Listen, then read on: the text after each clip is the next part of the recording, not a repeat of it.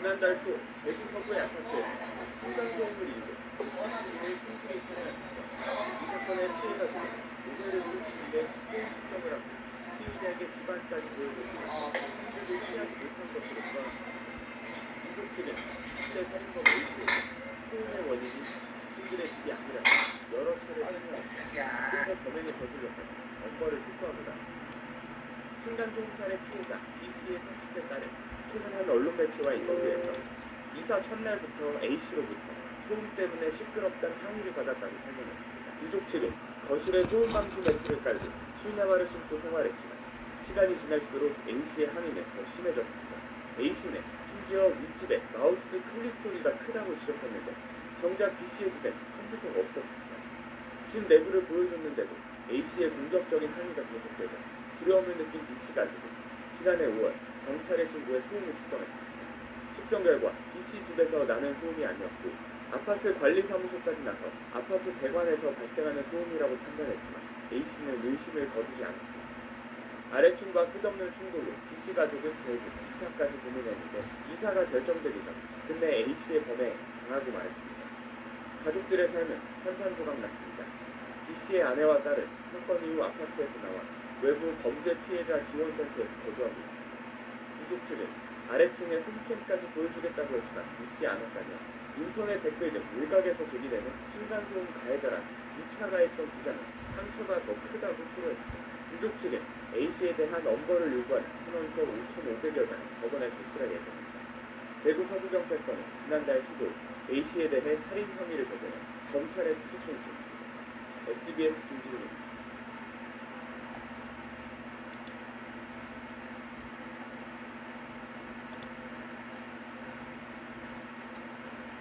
지난달 초 대구 서구의 아파트에서 층간소음을 이유로 윗집 주민을 흉기로 살해한 사건. 이 사건의 피해 가족은 오해를 풀기 위해 소음 측정을 하고 피의자에게 집안까지 보여줬지만 참극을 피하지 못한 것으로 드러났습니다. 유족 측은 20대 살인범 A씨에게 소음의 원인이 자신들의 집이 아니라고 여러 차례 설명했지만 끝내 범행을 저질렀다며 엄벌을 촉구하고 나섰습니다. 층간소음 살해 피해자 B씨의 30대 딸은 최근 한 언론 매체와 인터뷰에서 이사 첫날부터 A씨로부터 소음 때문에 시끄럽다는 항의를 받았다고 설명했습니다. 유족 측은 거실에 소음 방지 매트를 깔고 실내화를 신고 생활했지만 시간이 지날수록 A씨의 항의는 더 심해졌습니다. A씨는 심지어 윗집에 마우스 클릭 소리가 크다고 지적했는데 정작 B씨의 집엔 컴퓨터가 없었습니다. 집 내부를 보여줬는데도 A씨의 공격적인 항의가 계속되자 두려움을 느낀 B씨 가족은 지난해 5월 경찰에 신고해 소음을 측정했습니다.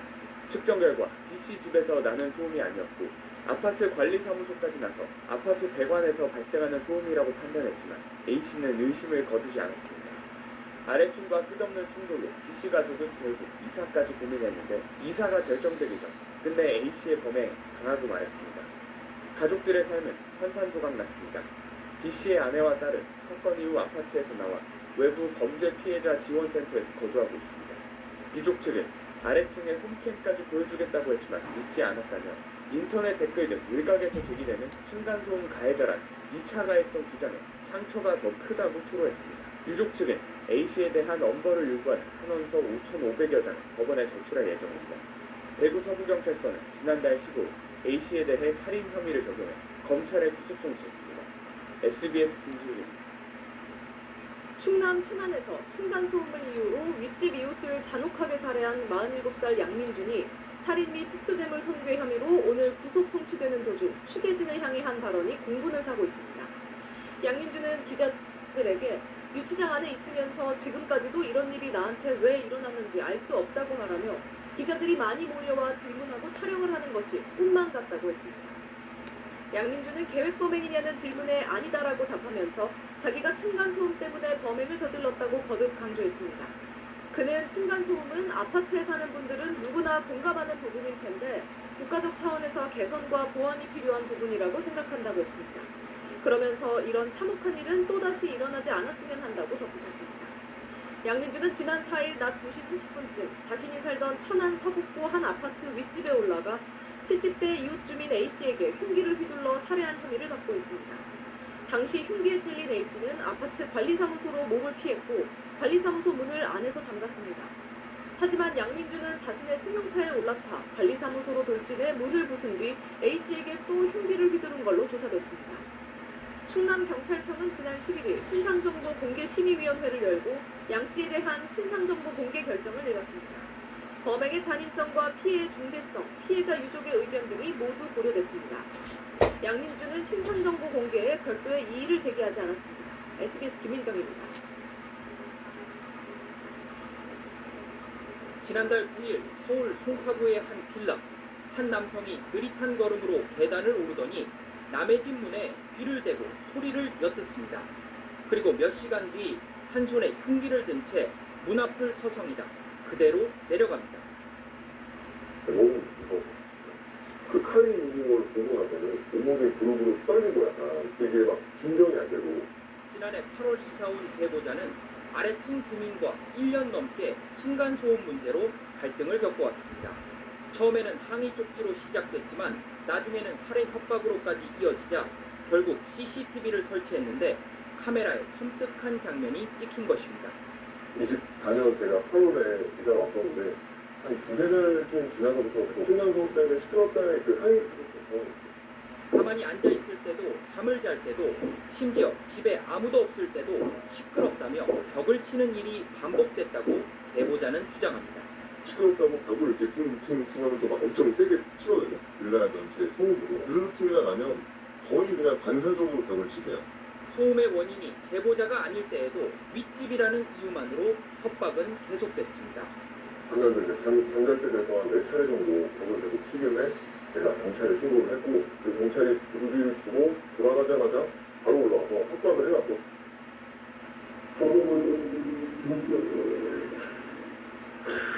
이 정도까지 하면 한 10년 이상 됐을 거예요. 전에 세입자분들도 도저히 못했으니까 이제 다 나가시고 저도 이제 거의 한 달가량 집에 못 들어가고 있는 상황이거든요.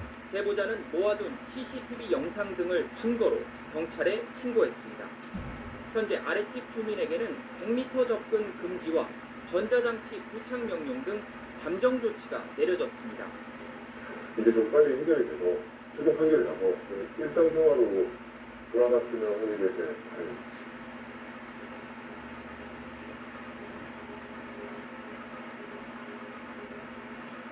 아파트 문 앞에 경찰 통제선이 쳐져 있습니다. 경기 의정부시의 한 아파트에서 일가족이 흉기에 찔렸다는 신고가 접수된 건 어제 아침 7시 20분쯤. 소방차, 구급차, 경찰차들이 한 진짜 한 10대 넘게 막 다 깔려 있었던 것 같아요. 경찰분들이 다 막고 차량 통제하시면서 막 얼굴도 확인하시는 것 같았고 16층에 거주하는 40대 B씨 부부와 초등학생 자녀가 엘리베이터를 타고 내려가고 있었는데 바로 아래 15층에 사는 30대 남성 A씨가 흉기를 들고 엘리베이터에 탔습니다.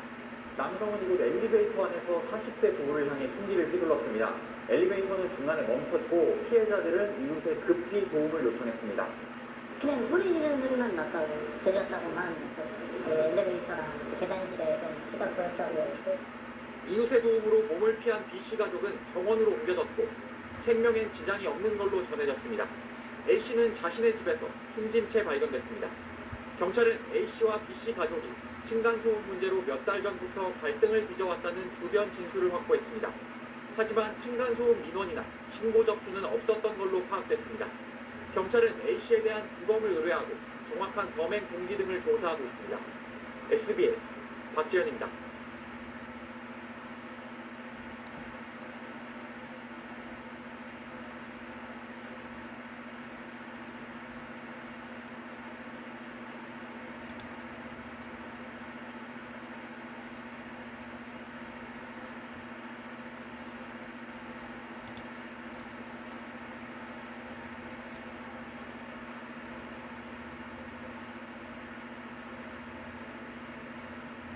생활 속 다양한 사례를 통해 법 상식을 알기 쉽게 전해드리는 3분 법률 이지혜 변호사입니다.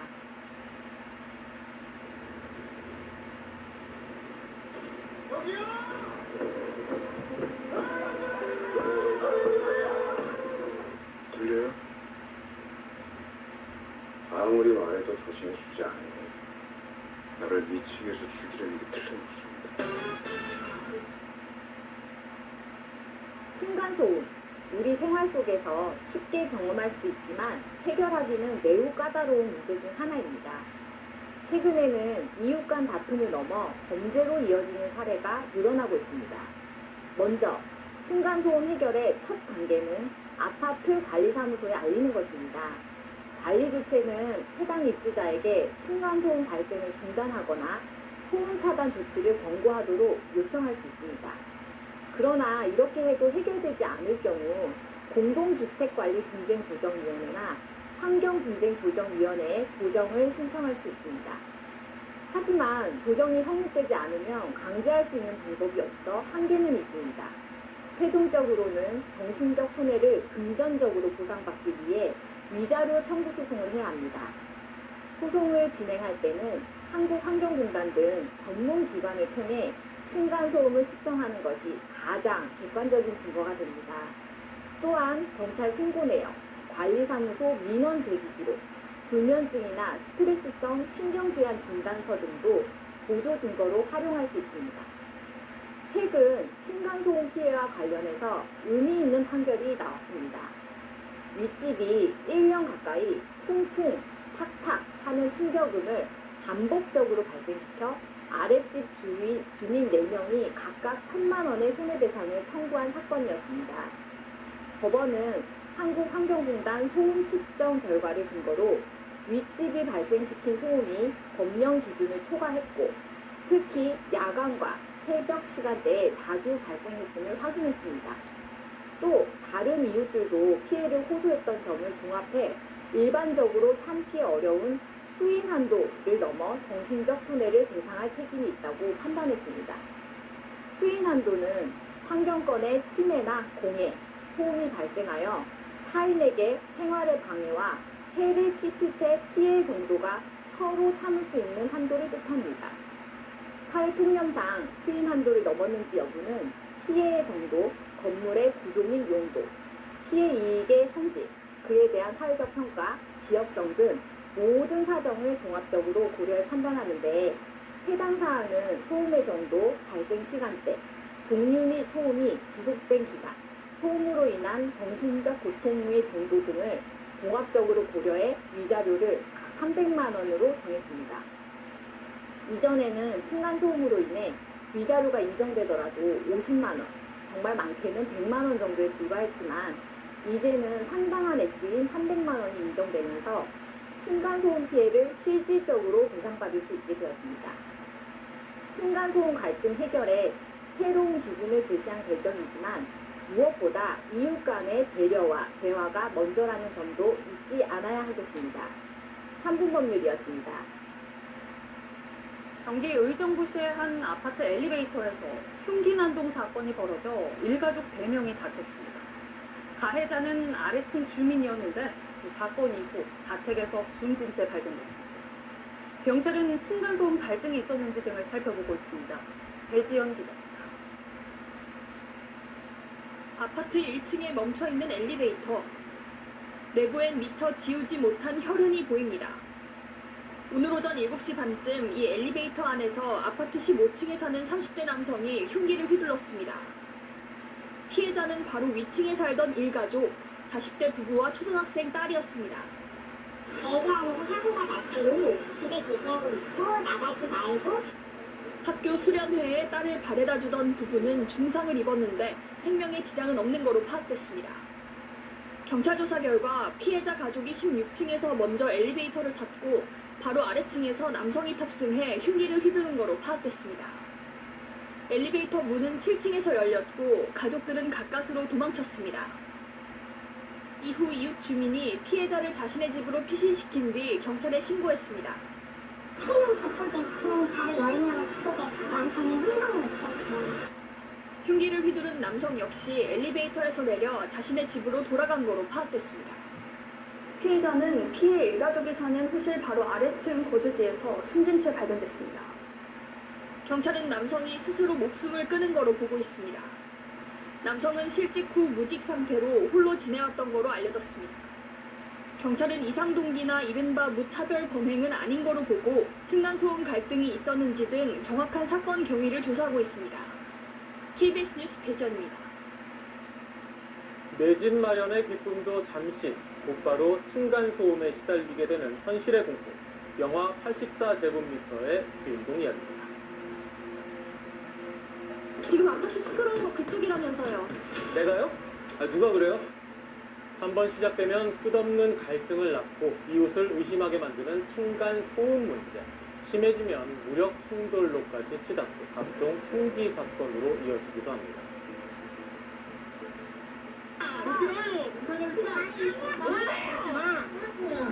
부어버린 거예요.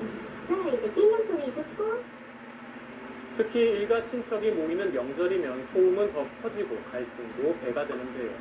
지난 2013년 설 연휴엔 7명 대가족이 모인 자리가 천국으로 변했습니다. 설을 하루 앞두고 끔찍한 사건이 발생했습니다. 아버지 집을 방문한 형제가 소음에 항의하는 주민과 다투다 흉기에 찔려 숨진 건데요. 지난해 추석에도 층간소음 때문에 6살과 13살 아이들을 위협한 이웃이 있었죠. 실제로 최근 3년간 추석 연휴 직전 일주일 동안 평균 148건이던 층간소음 전화 상담 건수는 연휴 직후 평균 180건으로 늘었습니다. 더군다나 연휴에는 아파트 관리 인력이 줄고 지자체 민원 상담실도 쉬는 경우가 많아 당사자 간 직접 충돌은 더 커집니다. 이거 매트 깔았다고 또 한번 어떤지 좀 지켜봐 달라고 말씀드렸더니 그 이후로는 더 좀 괜찮다고 얘기해 주셨어요. 명절에 일가족이 모인다면 아랫집에 미리 양해를 구하고 거실엔 매트나 카펫을 깔아두는 게 좋습니다. 어린아이들이 놀러 온다면 2cm 이상 두꺼운 매트나 쿠션 슬리퍼 등을 준비하는 것도 방법이겠죠. 환경부도 이번 연휴를 맞아 전국 아파트에 예방 포스터를 배포하고 온라인 민원 창구를 운영하는 등 특별 대책에 나섰습니다. 소음이 크면 우리 이웃에게는 큰 고통이 될 수 있다는 점을 이해하시고 지혜와 배려 부탁드려요. 더도 말고 덜도 말고 한가위만 같아라. 풍요와 나눔의 정신처럼 이웃을 배려하는 작은 마음이 모인다면 모두가 넉넉한 한가위를 보낼 수 있지 않을까요? 층간소음에 시달리다 찾아온 이웃에게 뜨거운 식용유를 끼얹은 60대 남성이 체포됐습니다. 피해자는 온몸에 3도 화상을 입고 병원 치료를 받고 있는데 경찰은 가해자를 현행범으로 체포해 구속영장을 신청했습니다. 보도에 한솔 기자입니다. 한적한 주택가에 순찰차가 들어서고 경찰들이 다급히 건물 안으로 뛰어갑니다. 뒤따라 도착한 구급차에 상의를 벗은 남성이 오릅니다. 뭘 구경만 놀라게요. 살것이 바삭하더라고요. 지난 5일 오후 6시쯤 대전의 한 빌라 3층에서 60대 남성 A씨가 바로 위층 주민에게 끓는 식용유를 냄비째 끼얹어 목과 팔, 몸통 등 전신에 3도 화상을 입혔습니다. 반년 가까이 층간소음에 시달리던 피해자는 사건 당일에도 쿵쿵거리는 소리에 아랫집을 찾았다가 분변을 당한 것으로 알려졌습니다. 따진 것도 아니었어요. 어르신 혹시나 뭐 문이나 이런 게 고장난 게 있으신가요? 좀 도와드릴까요? 그랬는데 이제 부어버린 거예요. 저는 이제 삐명 소리 듣고 당시 A씨는 이를 지켜보던 또 다른 이웃을 욕을 하며 협박한 뒤에야 경찰의 현행범으로 체포됐습니다. 이웃 주민들은 평소에도 밤낮 없이 들려오는 층간소음에 시달렸다고 말합니다. 크던 소리 나고 뭐라고 얘기할 수 그러네 솔직히. A씨는 경찰 조사에서 평소 층간소음으로 다툼이 있었고 요리하던 중 화가 나 홧김에 범행을 저질렀다고 진술한 것으로 알려졌습니다. 경찰은 A씨의 집에서 문구용 칼과 목공용 톱을 증거물로 확보하고 특수상해와 특수협박 혐의 등으로 구속영장을 신청했습니다. KBS 뉴스 한솔입니다. 어제 7명의 사상자가 나온 서울 봉천동 아파트 화재 현장입니다. 경찰이 현장에서 숨진 방화 용의자의 범행 동기를 수사 중인데요. 층간소음으로 인한 보복 범죄 가능성이 제기되고 있습니다. 한 남성이 불길이 치솟는 농약 살포기를 들고 서 있습니다. 농약 살포기에 기름을 넣어 화염 방사기로 개조한 후 자신이 거주하던 주택가와 인근 아파트에 불을 지른 건데요. 지난해까지 이 남성은 불을 지른 아파트 4층의 아래층에 살면서 층간소음 등으로 여러 차례 갈등을 빚었던 것으로 파악됐습니다. 층간소음으로 인한 보복성 강력 범죄 매년 반복되고 있죠. 지난해 1월 SUV 차 한 대가 경찰을 따돌리고 달아납니다. 하지만 결국 도로를 막아선 경찰차와 정면으로 부딪히죠. 경찰에 잡힌 운전자 층간소음 갈등 끝에 이웃 여성을 살해하고 도주하던 피의자였습니다. 실제로 층간소음이 발단이 된 살인 등 5대 강력 범죄는 2016년 11건에서 2021년 110건으로 10배가량 급증했습니다. 소리라는 보이지 않는 물체로 매일 맞고 있는 고통을 느끼는 거랑 똑같은 경험을 하는 거예요. 그러다가 보니까 엄청난 공격성이 올라오는 거죠. 강력 범죄가 아니더라도 흉기로 협박한다거나 스토킹을 하는 등 층간소음으로 인한 범행은 해마다 늘고 있습니다. 자, 좋게 얘기를 알아먹지를 않아. 보복 스피커 설치하고 싶다. 이 정도 소음은 고문 아니야? 더 시끄럽게 하면 드럼을 배우겠다, 전자기타를 추겠다는 등 맞대응 방법도 고민해보지만 층간소음 갈등을 해소하는 데는 큰 도움이 되지 못합니다. 오히려 종종 전해지는 다음과 같은 작은 노력들이 갈등 해결의 실마리를 제공하기도 하는데요. 한 초등학생 아이가 아파트 엘리베이터에 써붙인 편지입니다. 아랫집 주민에게 뛰고 시끄럽게 해서 죄송하다는 내용이죠. 돌아온 대답, 마음껏 뛰어도 된다는 따뜻한 답장이었습니다. 솔직한 사과와 배려, 층간소음의 갈등을 허무는 첫걸음이 됐죠. 하지만 층간소음 문제를 개인 간의 갈등으로만 치부하기엔 사회적 파장이 큰 만큼 적극적으로 대책을 마련하는 게 필요해 보입니다.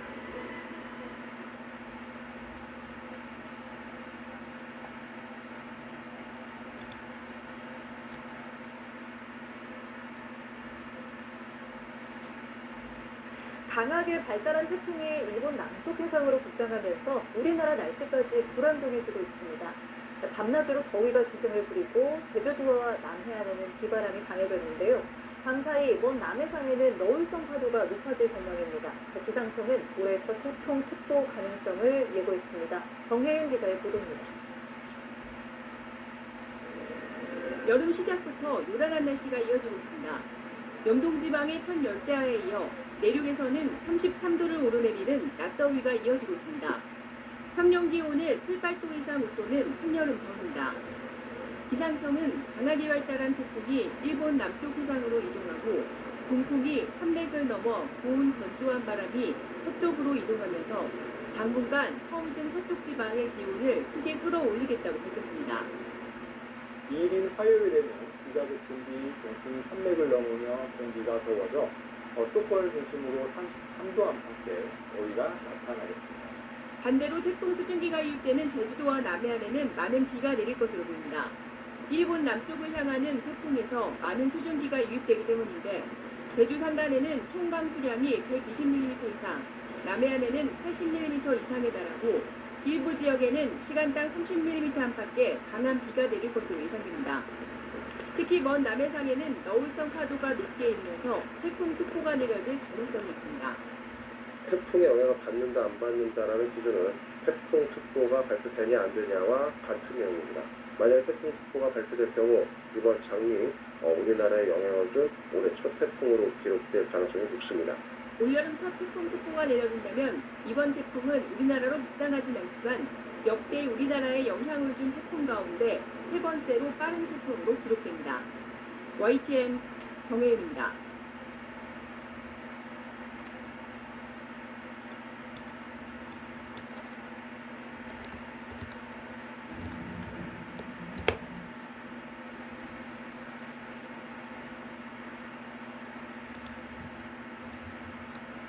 이번 주말 영동과 영남 지방으로 올여름 첫 열대야와 폭염이 기승을 부리면서 이른 한여름 더위가 나타났는데요.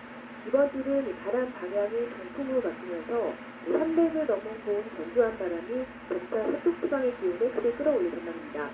기상청은 서울 한낮 기온이 오늘 30도, 내일은 33도까지 오르는 등 여름 시작부터 폭염수준의 낮더위가 이어질 것으로 예보했습니다.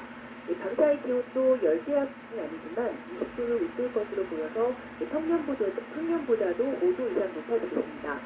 또 남서쪽 해상에서 풍기가 유입되면서 체감 온도는 더 높아질 것으로 보여 이번 주 중반까지는 밤에도 덥고 습한 날씨가 지속할 가능성이 있습니다. 반면 영동 등 동쪽 지방은 오늘까지 30도를 웃도는 더위가 이어지다가 내일과 모레는 30도 아래로 기온이 내려가면서 심한 더위는 수습할 것으로 보입니다.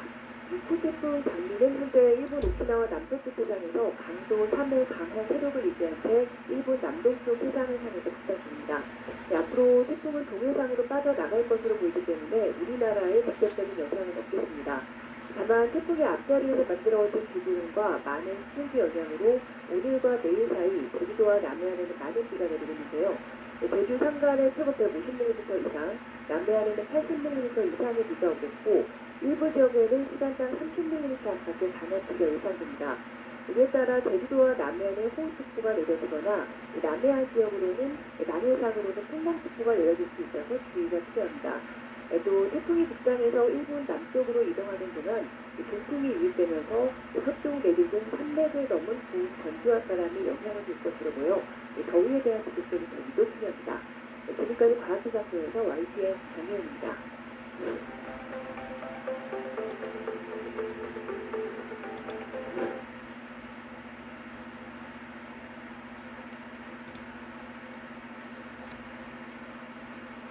주 초에도 30도를 웃도는 땡볕 더위가 계속되겠습니다. 태풍 장미는 일본을 향하지만 해상에서 물결이 높게 일고 제주와 남해안으로는 집중호우도 쏟아집니다. 김동혁 기자입니다. 양산으로 강한 햇볕을 막습니다. 시민들은 그늘에 앉아 흐르는 물에 발을 담가도 봅니다. 맑은 날씨에 강한 볕이 내리쬐며 지면의 기온은 크게 치솟았습니다. 경북 경주의 낮 수온주는 34.7도로 전국 최고를, 경남 밀양 34.1도, 대구도 33도를 웃돌았습니다. 주초에도 낮 기온이 30도를 넘는 더위가 기승을 부리겠습니다. 오후 시간대 볕을 차단하고 시원한 물을 자주 섭취하는 등 온열 질환에 걸리지 않도록 주의가 필요합니다. 자외선 지수가 매우 높으므로 외출 시 자외선 차단제를 정기적으로 바르고 긴 소매 옷이나 모자, 선글라스를 이용하는 등 강한 햇볕에도 유의하시기 바랍니다. 6호 태풍 장미는 세력을 키운 채 일본 오키나와를 지난 뒤 그대로 열도를 따라 북동진할 것으로 예상됩니다. 태풍이 북상하며 제주 바다와 남해 먼 해역을 중심으로는 강풍이 불고 물결도 높게 일겠습니다. 남쪽에서 따뜻하고 습한 바람이 유입되며 제주와 남해안으로는 많은 비가 내리겠습니다. 화요일까지 예상 강수량은 제주 120mm 이상, 남해안 80 이상, 부산도 20에서 60mm입니다. 기상청은 제주에서 월요일 오후부터 화요일 오전 사이 집중호우가 쏟아질 수 있다며 비 피해가 없도록 사전 대비해달라고 당부했습니다. 연합뉴스TV 김동석입니다.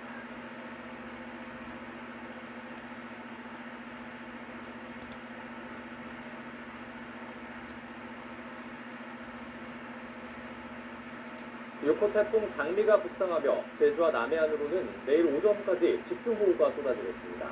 서울은 낮 기온이 33도까지 올라 올해 들어 최고 더위가 기승을 부립니다. 김동혁 기자입니다.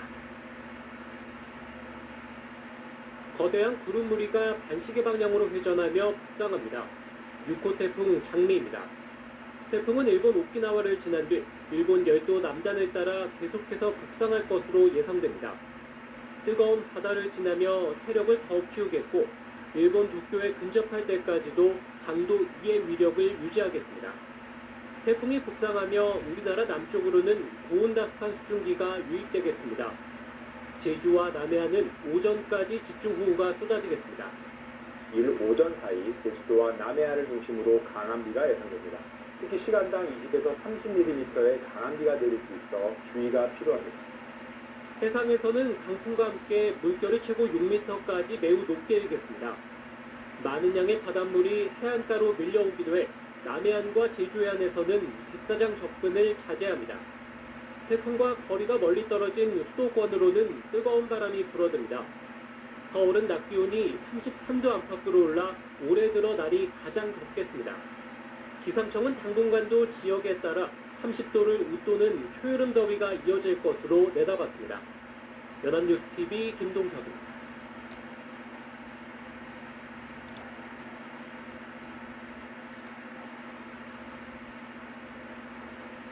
강하게 발달한 태풍이 일본 남쪽 해상으로 북상하면서 우리나라 날씨까지 불안정해지고 있습니다. 밤낮으로 더위가 기승을 부리고 제주도와 남해안에는 비바람이 강해졌는데요. 밤사이 먼 남해상의 너울성 파도가 높아질 전망인데 기상청은 올해 첫 태풍 특보 가능성을 예고했습니다. 정혜윤 기자입니다. 여름 시작부터 요란한 날씨가 이어지고 있습니다. 영동지방의 첫 열대야에 이어 내륙에서는 33도를 오르내리는 낮더위가 이어지고 있습니다. 평년 기온의 7, 8도 이상 웃도는 한여름 더위입니다. 기상청은 강하게 발달한 태풍이 일본 남쪽 해상으로 이동하고 동풍이 산맥을 넘어 고온 건조한 바람이 서쪽으로 이동하면서 당분간 서울 등 서쪽 지방의 기온을 크게 끌어올리겠다고 밝혔습니다. 2일인 화요일에는 비가 그친 뒤 동풍이 산맥을 넘으며 공기가 더워져 수도권을 중심으로 33도 안팎의 더위가 나타나겠습니다. 반대로 태풍 수증기가 유입되는 제주도와 남해안에는 많은 비가 내릴 것으로 보입니다. 일본 남쪽을 향하는 태풍에서 많은 수증기가 유입되기 때문인데 제주 산간에는 총 강수량이 120mm 이상, 남해안에는 80mm 이상에 달하고 일부 지역에는 시간당 30mm 안팎의 강한 비가 내릴 것으로 예상됩니다. 특히 먼 남해상에는 너울성 파도가 높게 일면서 태풍 특보가 내려질 가능성이 있습니다. 태풍의 영향을 받는다 안 받는다라는 기준은 태풍 특보가 발표되냐 안 되냐와 같은 내용입니다. 만약에 태풍 특보가 발표될 경우 이번 장미 우리나라에 영향을 준 올해 첫 태풍으로 기록될 가능성이 높습니다. 올여름 첫 태풍 특보가 내려진다면 이번 태풍은 우리나라로 북상하진 않지만 역대 우리나라에 영향을 준 태풍 가운데 세 번째로 빠른 태풍으로 기록됩니다. YTN 정혜윤입니다.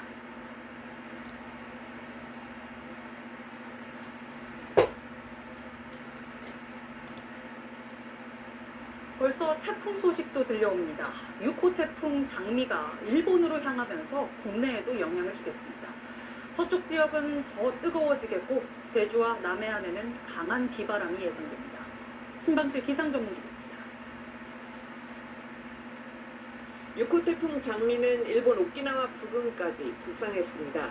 중심 부근 풍속 초속 35m, 강한 태풍의 위력을 유지한 채 일본 남쪽을 향하겠습니다.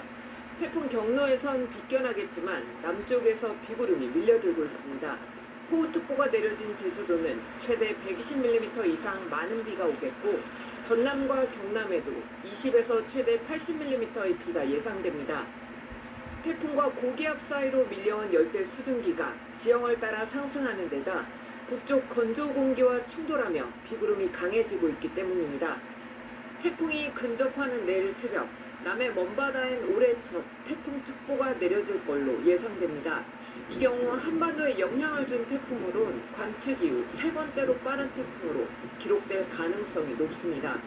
태풍은 일본 남쪽 해상으로 지나겠지만 2일까지 제주도와 남해안에는 높은 물결과 너울이 유입되겠습니다. 고온 현상도 몰고 오겠습니다. 태풍에서 불어온 남동풍은 새벽 산맥을 넘으며 뜨거워져 서쪽 지역의 기온을 끌어올리겠습니다. 내일 서울 등 수도권을 중심으로 한낮 기온이 33도까지 치솟을 전망입니다. 태풍은 내일 오후부터 한반도에서 점차 멀어집니다. 기상청은 남부지방의 비바람은 점차 잦아들겠지만 고온 현상은 모레까지 이어지겠다며 건강관리에 주의를 당부했습니다. KBS 뉴스 신방식입니다.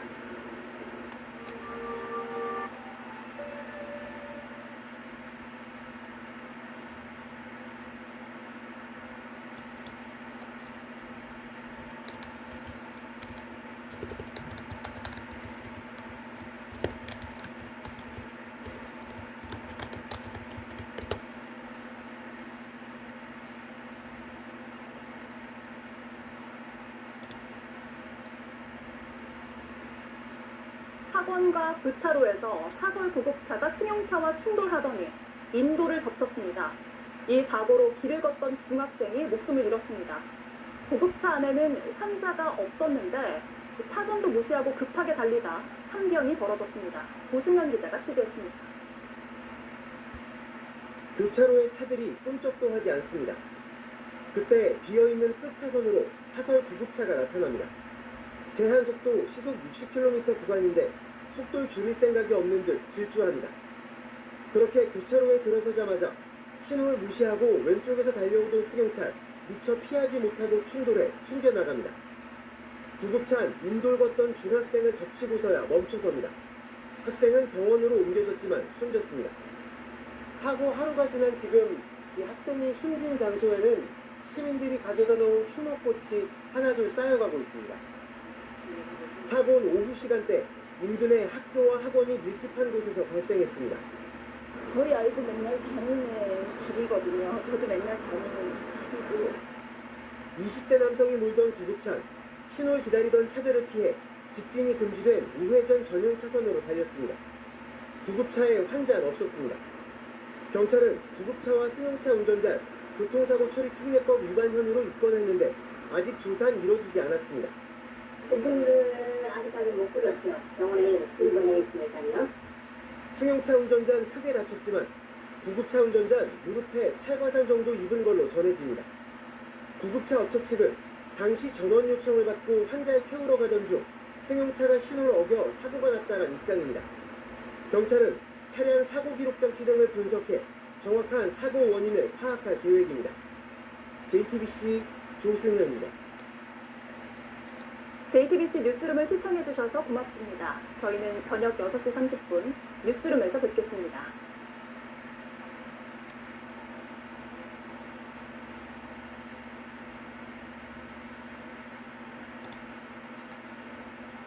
어제 강원도 원주에서 발생한 참 안타까운 교통사고 소식인데요. 교수님. 네, 정말 안타깝습니다. 인도를 걷던 중학생이 사설 구급차에 치여서 숨지는 사고가 발생했습니다. 어제 오후 4시 53분쯤에 사설 구급차와 승용차가 충돌한 뒤에 그 충격으로 구급차가 인도를 돌진하면서 걸어가고 있던 중학생을 들이받은 겁니다. 이 학생 심정지 상태에서 심폐소생술을 받으면서 대학병원으로 이송이 되었지만 끝내 숨지고 말았습니다. 승용차에 타고 있던 60대 여성도 크게 다쳤고요. 사설 구급차에 타고 있던 탑승자 2명도 현재 치료 중이라고 합니다. 자, 정리를 하면 사설 구급차와 승용차가 먼저 충돌한 뒤에 구급차가 튕겨져 나가면서 길을 걷고 있던 중학생을 덮친 겁니다. 자, 목격자 얘기 들어보시죠. 중학생 숨을 쉬는 소리를 하는데 정말 일본이 이렇게 크게 장난해가지고 뛰쳐나갔는데 사람이 쓰러져 있어가지고 너무 놀랬어요. 속이 없다고 했는데 어떤 여성분들이 거기 와가지고 심폐소생술을 하더라고요. 정말 이렇게 큰 사고는 정말 평생 처음 보고 그래가지고 보니까 충격이 엄청 컸네요, 사고 충격. 그렇습니다. 이 목격자 이야기에 따르면 그 사고 당시 인근 사무실에 있었고 천둥 소리가 나서 밖으로 나가보니까 이 사고 현장이 굉장히 처참했다고 전했습니다. 현장에는 이미 사람이 쓰러져 있었고 호흡이 없다는 말이 나오자 이 길을 지나던 젊은 여성들이 달려와서 심폐소생술을 시작을 했는데요. 이들은 응급구조사로 구급차 도착 전까지 사고가 난 사설 구급차 내 응급키트를 이용해서 응급조치를 한 것으로 전해졌습니다. 사고 현장은 상당히 처참한 수준이었다고 하는데요. 사설 구급차는 앞부분 형체를 알아보기 어려울 정도로 찌그러졌는데 사고 충격으로 표지판이 꼽히고 소화전 보호대도 부서졌고요. 승용차 역시 크게 파손이 돼서 파편이 주변에 흩어진 상태였습니다. 도대체 왜가 중요하겠죠? 체크포인트 짚어보죠. 하는 순간에 어떻게 됐다는 얘기일까요? 사설 구급차 운전자 그리고 사고 목격자 얘기 이어서 들어보시죠. 이렇게 채우고 이제 이송 요청을 받아가지고 하고 있었거든요. 사람이어가지고 이제 직진을 하고 있는데 갑자기 그 차량이 보여가지고 바로 방향으로 이렇게 들어오고 있더라고요. 그래서 저도 이제 브레이크에 확 밟았는데도 이제 멈출 수도 없고 피할 수도 없고 그냥 하는 순간 이제 사고가 났어요. 그 승용차가 왼쪽으로 길을 건넜어. 신호가 막 커진 어떤 끝에면서 건너가려고 하다가 불빛이나 허리몰리 정신이었구나. 구급차는 두 번째 차에 가려가지고 그건 몰랐어. 그 차하고 부딪히면서 나가 떨어지고. 자, 그러니까 사설 구급차가 이렇게 쭉 가고 있는데 신호위반 차량이 옆에서 팍 들이받아서 튕겨져 나간 구급차가 아이를 덮쳤다. 네, 맞습니다. 그러니까 사설구급차 운전자의 시선에서 이 사고를 바라보면요. 이 사고 약 5분 전인 오후 4시 48분에 위급 환자 이송 요청을 받고 이동을 하고 있었는데 신호가 녹색으로 바뀌자 속도를 줄이지 않고 직진을 했습니다. 이 과정에서 왼쪽에서 신호를 위반한 승용차가 나타났다고 합니다. 아까 부딪히는 장면도 보셨죠? 다만 이 사설구급차 운전자도 시속 60km 구간에서 과속을 한 사실은 인정을 한 상황입니다. 당시 주행 중이던 목격자도 그 승용차가 꼬리물기를 했고 구급차가 이를 인지하지 못한 채 충돌한 걸로 보인다라고 증언을 했는데요. 그러니까 정리하면 신호를 위반한 승용차와 과속을 하던 사설구급차가 부딪히면서 2차 사고로 이어진 걸로 파악이 됩니다. 이 사설구급차가 우회전 전용 차로에서 직진을 했거든요. 이거는 아마 교통법규를 위반한 거라고 봐야겠죠. 자, 일단은 뭐 양쪽 차량 다 좀 문제가 있어 보이는데 변호사님 어떻게 판단을 해야 될까요? 네, 양쪽 차량이 다 문제가 있어서 결국 2차적으로 최종적으로 중학생이 이제 충돌을 했고 그다음에 사망까지 이르지 않습니까? 그런데 이 사건은요, 첫 번째 과실로 인해서 그러니까 신호 위반이라든지 또 이제 직진 불가능한 차선에서 직진을 하는 그런 과실이 있고요. 그다음에 과실로 인해서 양 차량이 충돌했고 그로 인해서 인도 돌진하면서 피해가 났기 때문에 이거는 각 사건들 사이에 전부 다 인과관계가 인정이 되어서 제가 봤을 때 결과적으로는 업무상 과실치사까지 인정될 수도 있을 것으로 보여지는데요. 두 사람 모두 아직 병원에서 치료 중이라서 아직 조사는 이루어지지 않은 상태로 합니다. 다만 이제 두 운전자 모두 음주 상태는 아니었던 것으로 확인했고요. 학교 이제 학생의 행진 또 현장에서는 시민들의 추모 발길이 이어지고 있다고 합니다. 모르겠습니다. 이건 뭐 경찰이 판단을 하겠습니다만, 우회전 차선에서 이 사설 구급차는 직진을 하고 있었던 거고, 무엇보다 그 사설 구급차를 측면에서 들이받은 저 지금 보시는 저 왼쪽의 승용차는 신호 위반을 하고 윙 달렸던 거 아닙니까? 제발 신호 좀 지키세요. 그 몇 분, 몇 초 빨리 가겠다고 말이죠. 예? 결국 이 정말 아이가 죽었습니다. 여러분과 함께 울고 함께 분노하겠습니다. 지금 사건 반장에 제보하십시오.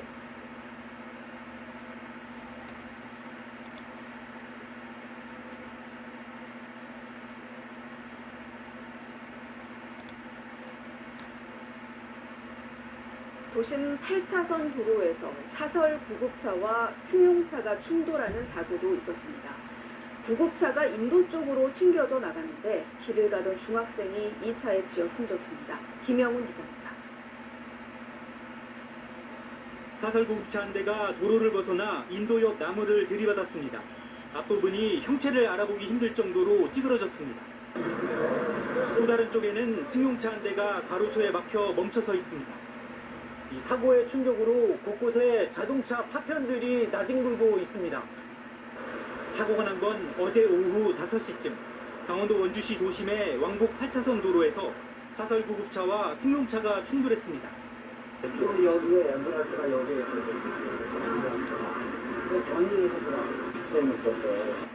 이 사고로 구급차가 인도 쪽으로 튕겨나가면서 보행 중이던 남자 중학생을 치었습니다. 남학생은 병원으로 긴급 이송됐지만 숨졌습니다. 바로 차가 그 앞에서 막 심폐조절을 하고 있습니다. 이시 없어가지고 심폐조절을 하고 그래야 됐습니다. 또 구급차와 승용차에 타고 있던 61살 김모 씨 등 3명도 다쳤습니다. 경찰은 신호 위반으로 사고가 난 것으로 보고 인근 CCTV와 차량 블랙박스를 수거해 사고를 일으킨 차량을 확인한 뒤 정확한 사고 경위를 조사할 예정입니다. KBS 뉴스 김영준입니다.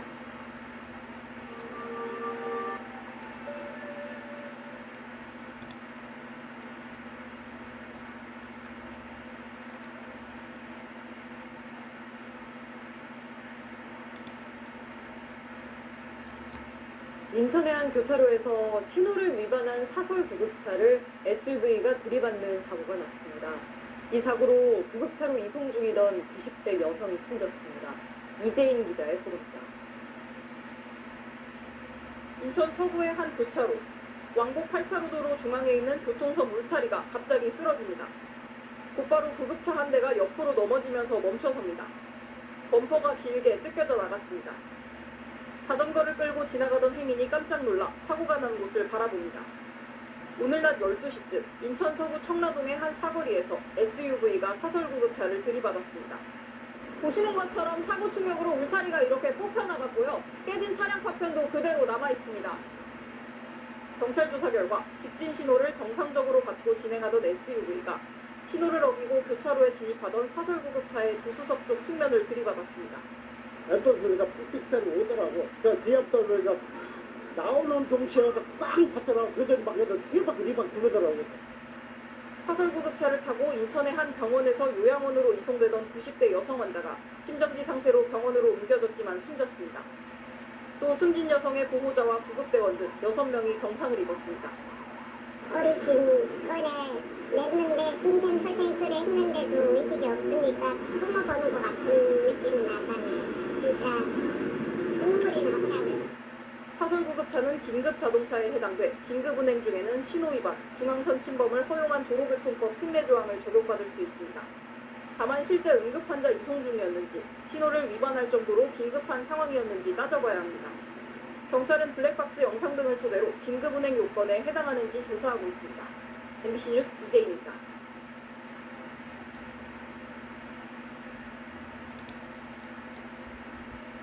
인천에 있는 교차로에서 사설 구급차가 충돌 사고로 넘어져 이송 중이던 90대 환자가 숨졌습니다.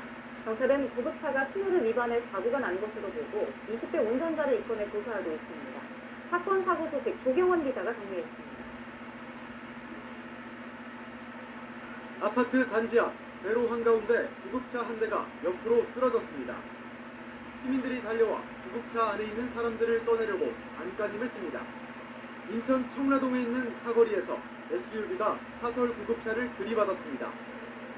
이 사고로 구급차에 있던 90대 환자가 숨졌고 함께 있던 보호자 등 2명이 다쳤습니다. 숨진 환자는 병원에서 치료를 받은 뒤 요양원으로 이송 중이었던 것으로 파악됐습니다. 경찰 조사 결과 신호를 위반해 직진하던 사설 구급차가 정상 신호에 주행하던 SUV와 충돌한 것으로 확인됐습니다. 경찰은 구급차 운전자 20대 남성을 교통사고 처리법상 시사 혐의로 입건하고 숨진 환자의 정확한 사망 원인을 조사할 방침입니다. 비슷한 시각 인천 당하동에 있는 인천지방법원 북부지원 신축 공사 현장에서 작업 중이던 40대 남성이 추락했습니다. 이 사고로 크게 다친 남성은 병원으로 옮겨졌지만 끝내 숨졌습니다. 경찰은 남성이 8층에서 덧부집 해체 작업을 하던 중 5층으로 떨어진 것으로 보고 정확한 병위를 조사하고 있습니다. 서울 종로구에 있는 고등학교 4층 교실에서 불이 나 40분 만에 꺼졌습니다. 소방당국은 건물 안에 있던 교사와 학생 등 58명이 모두 대피했고 다친 사람은 없었다고 설명했습니다. 불이 난 교실은 비어 있었고 다른 교실로도 불길이 번지지 않은 것으로 파악됐습니다. 경찰과 소방당국은 전기적 요인으로 불이 시작된 것으로 보고 정확한 화재 원인과 피해 규모를 조사하고 있습니다. YTN 조경원입니다.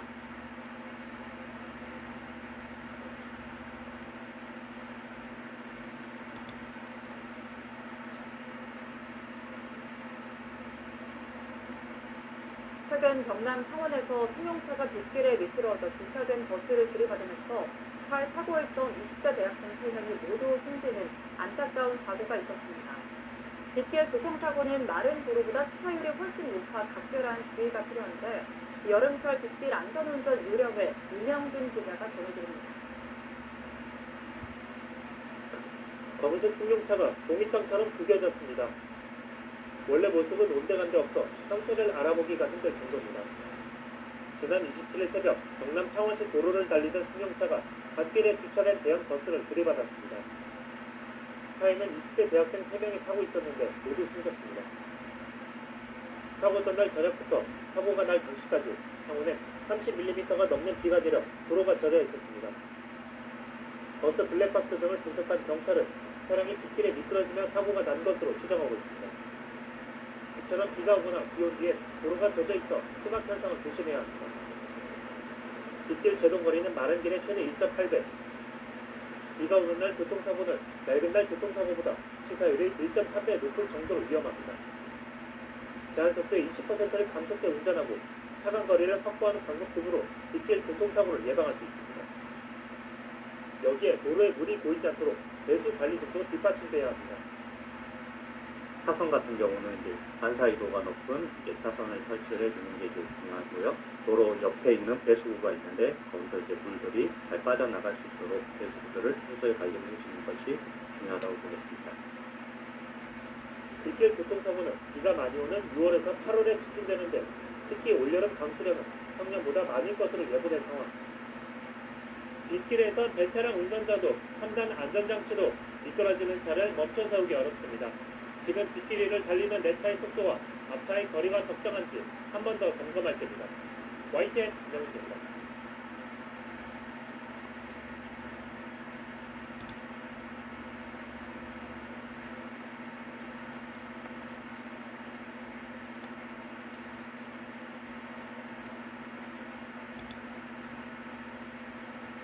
환자를 이송하던 사설 구급차가 교차로에서 신호를 무시하고 달리다 옆에서 달려오던 차량과 충돌했습니다.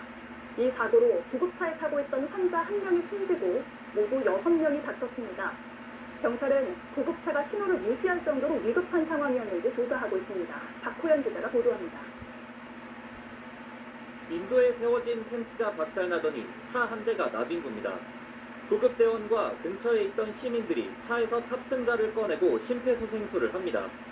오늘 오후 12시쯤 인천 청라동에 있는 교차로에서 달리던 사설 구급차의 측면을 SUV가 들이받았습니다. 사고 충격으로 구급차가 넘어지면서 이송 중이던 90대 여성 환자가 숨지고 운전자와 환자 보호자 등 3명이 경상을 입었습니다. SUV에 타고 있던 3명도 경상을 입고 병원으로 옮겨졌습니다.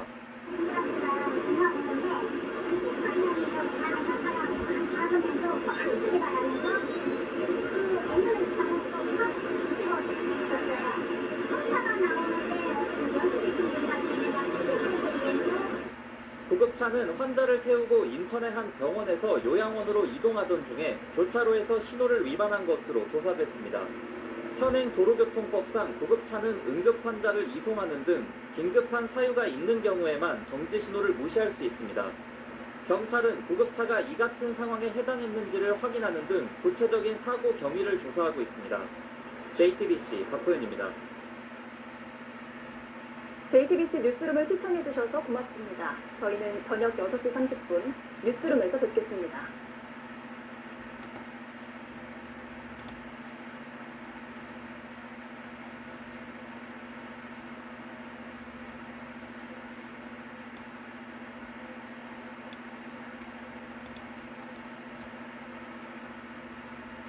구급차가요 경광등을 켜고 뒤에서 따라오면 요즘 어떻게 하죠? 차들 다 옆으로 비켜주죠.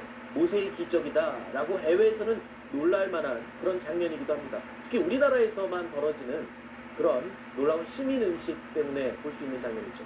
그런데 한 구급차가요 경광등 켜고 신호 위반까지 하면서 급히 달렸습니다. 그러다가 다른 차량과 충돌을 해서 사고가 났는데요. 자, 얼마나 급했길래 이랬을까 라고 생각했는데 알고 보니까 구급차 안에는 응급환자가 없었습니다. 목격자의 목소리 들어보시죠. 구급차가 계속 경광등을 사이렌 울리면서 이제 환자 이송하려고 이제 슬금슬금 나오고 있는 상황이었고 빠르게 직진을 하고 싶은데 앞에서 이제 차량 변경 때문에 지연이 돼가지고 경적을 세게 울리면서 쭉 아래를. 자, 그러니까 이 구급차 경광등 켜고 이 위반까지 하면서 달렸어요. 당연히 환자가 있는 줄 알았는데 사고 나서 확인했더니 안에 응급환자가 없었습니다. 이 구급차에는 운전하고 있던 운전자만 탑승하고 있었다고 합니다. 혼자 운전 중이었어요. 그렇죠. 그런데 이제 이유는 있었다고 해요. 지금 구급차 운전자가 밝히기로는 그러니까 응급 환자를 실으러 가는 중에 사고가 난 것이다 라고 이야기를 하고 있지만 이제 그럼에도 불구하고 이 구급차라는 건요 응급 환자를 이송하고 있을 때만 이런 경광등을 울린다거나 아니면 다른 도로의 어떤 신호를 위반도 가능한 그런 상황이기 때문에 네. 문제가 될 수밖에 없어 보입니다. 잠시만요. 그런데 만약에 내가 지금 급박한 상황이나 아니면 우리 가족, 친구, 동료가 지금 아주 위급한 상황이에요. 그러면 구급차가 빨리 오는 것도 되게 중요하지 않습니까? 근데 법적으로는 환자가 타고 있을 때만 사고가 나거나 위반을 해도 이 면책을 해주는 거고, 환자가 없으면 그 아픈 환자를 빨리 태우러 갈 때는 보호를 안 해준다는 거잖아요. 그러니까 구급차의 교통법규 위반 책임의 면제 자체는 일단 기본적으로 응급환자가 탑승하고 있을 때는 법규를 위반해도 문제가 되지 않는다는 거고요. 당연히 기본적으로 이 구급차가 왜 존재하겠습니까? 빠른 이송을 위해서 구급차가 존재하는 것이기 때문에 빠르게 이동하는 것 자체는 허용이 되고 있습니다. 다만 이번 상황 같은 경우에는 신호를 위반하고 다른 차량에게 경광등을 킴으로써 보호를 먼저 받으려고 했잖아요. 그런데 사실상 운전자만 탑승하고 있었다. 이런 경우에 경광등을 올린 부분은 20만 원 이하 과태료 처해질 수도 있고요. 만약 실제로 환자 이송 목적이 아님에도 불구하고 부정한 목적으로 이용할 경우에는 1년 이하의 징역, 1,000만 원 이하의 벌금에도 처해질 수 있는 부분입니다. 혹시 그 레카라고 하죠. 레카들이 사고 현장에 먼저 가려고 서두르다가 사고 나는 경우도 있습니다. 혹시라도 구급차들도 그런 문제가 있지는 않은지 한번 시스템을 들여다볼 필요가 있어 보입니다. 물론 급한 환자를 태우러 가려다가 그랬다라는 이 운전자의 말을 저는 믿습니다.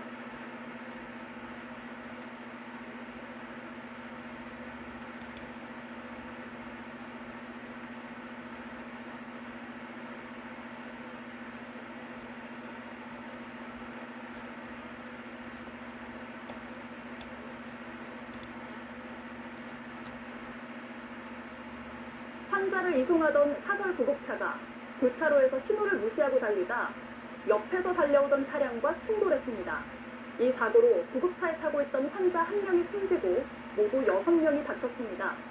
경찰은 구급차가 신호를 무시할 정도로 위급한 상황이었는지 조사하고 있습니다. 박호연 기자가 보도합니다. 인도에 세워진 펜스가 박살나더니 차 한 대가 나뒹굽니다. 구급대원과 근처에 있던 시민들이 차에서 탑승자를 꺼내고 심폐소생술을 합니다. 오늘 오후 12시쯤 인천 청라동에 있는 교차로에서 달리던 사설구급차의 측면을 SUV가 들이받았습니다. 사고 충격으로 구급차가 넘어지면서 이송 중이던 90대 여성 환자가 숨지고 운전자와 환자 보호자 등 3명이 경상을 입었습니다. SUV에 타고 있던 3명도 경상을 입고 병원으로 옮겨졌습니다.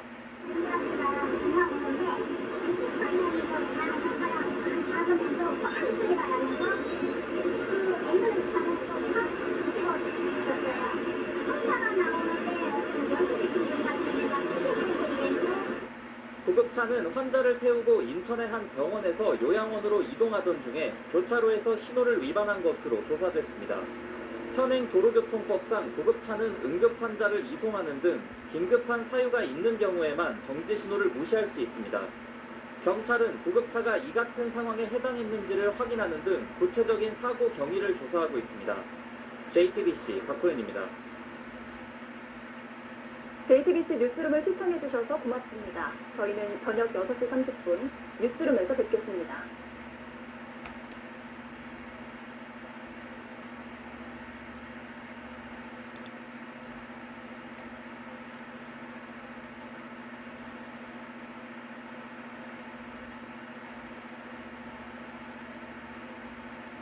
환자를 이송 중이던 사설 구급차가 신호를 위반해 교차로를 지나다 사고가 났습니다. 구급차에 타고 있던 90대 환자가 숨졌고 보호자와 상대 차량 운전자 등 6명이 다쳤습니다. 보도에 신용일 기자입니다. 트렁크 문이 열린 구급차 한 대가 바닥을 드러낸 채 넘어져 있습니다. 차량 주변으로 붙어진 각종 잔해가 널브러져 있습니다. 오늘 오전 11시 55분쯤 인천 서구 청라동의 한 교차로에서 달리던 사설 구급차의 측면을 SUV 차량이 들이받았습니다. 네, 사고가 난 현장입니다. 사거리에서 조수석을 친 사설 구급차는 충격으로 밀리면서 이곳 가드레일까지 들이받았습니다.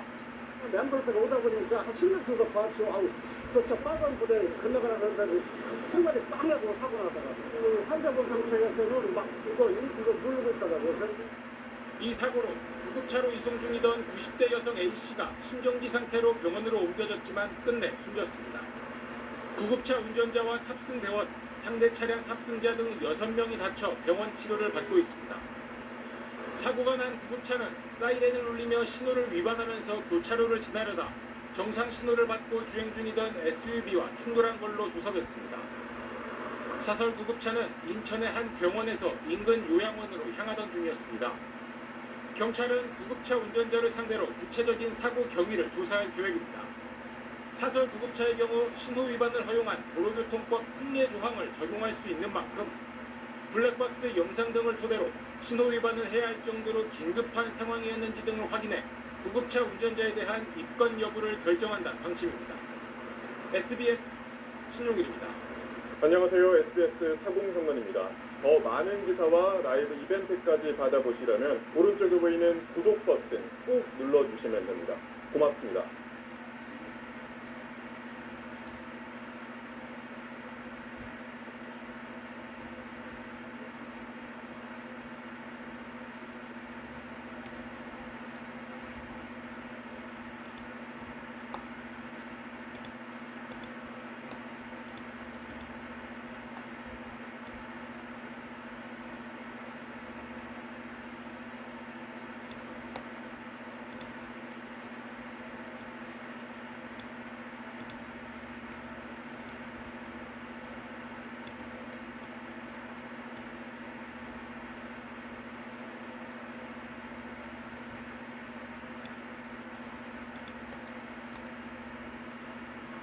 울산 남구의 한 사거리에서 구급차와 택시가 충돌했습니다.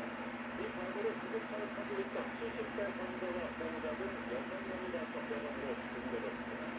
일반 차량이 환자를 이송 중인 구급차와 사고가 날 경우 안전 기준이 높아져 주의가 필요합니다. 내려는 기자입니다. 빠른 속도로 달리던 사설 구급차가 택시 조수석 쪽을 들이받습니다. 구급차 버스가 완전히 내려앉고 한 명이 사망으로 날아갑니다. 눈앞에서 사고를 목격한 남성은 깜짝 놀라 국도를 제치고 사람들이 모여듭니다. 이 사고로 구급차에 타고 있던 노동진과 70대 환자, 60대 택시기사와 승객 등 6명이 다쳐 인근병원으로 이송됐습니다. 한 소리가 나서 그리고 앰뷸런스 소리가 나서 남자들 싸우가 날 수 있더라고요. 환자들 이송하시는 거 같았는데 보호자분들 친절하게 해주셨고 요양병원에서 생활하던 환자는 구급차를 타고 외래 진료를 받으러 가던 길이었습니다. 구급차와 사고가 날 경우 구급차가 신호를 위반했다고 높은 과실비율을 적용받을 수 있어 양보 운전이 필요합니다.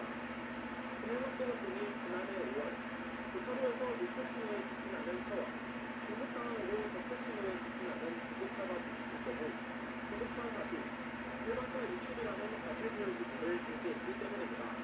구급차를 인근에 했으면 속도를 줄여가면서 저거는 이쪽으로 양을 주시면 우리 구급차들이 좀 안전하게 좀 신속하게 이제 환자분들을 병원에 이송할 수 있을 것 같습니다. 경찰은 주변 CCTV를 확보해 구급차와 택시의 신호 위반 여부를 조사하고 있습니다. BBC 뉴스 배경입니다.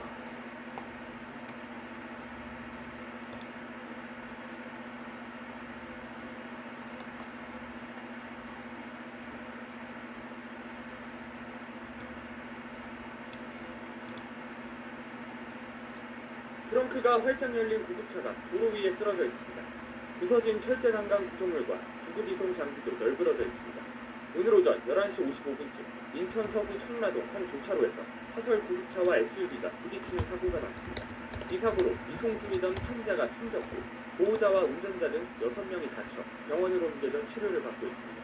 당시 구급차는 90대 여성 환자와 보호자를 태우고 인천 모 병원에서 서구 소재 요양원으로 가던 중이었습니다. 사이렌을 울리며 주행하던 구급차는 사거리에서 신호를 무시한 채 내달렸는데 직진 주행하던 SUV가 구급차의 측면에 들이받은 것으로 파악됐습니다. 사고 직후 사설 구급차는 옆으로 넘어졌습니다. 수사당국은 당시 구조대가 본래 용도인 응급 이송 목적으로 구급차를 사용하고 있었는지 등을 확인하고 있는 걸로 전해집니다. 경찰은 사설 구급차 운전자 등을 상대로 구체적인 사고 경위를 조사한 뒤 입건 여부를 결정할 방침입니다. SBS 김진우.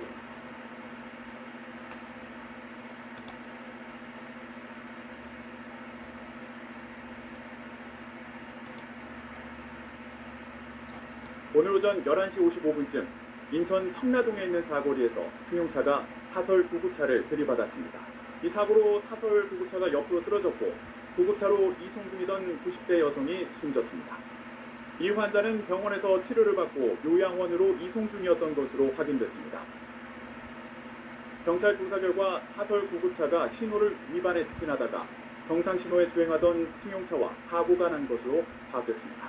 경찰은 구급차 운전자 20대 남성 A씨를 교통사고 처리법상 치사 혐의로 입건하고 신호 위반에 대한 긴급 자동차 면책 상황 해당 여부와 환자의 정확한 사망 원인을 조사할 방침입니다.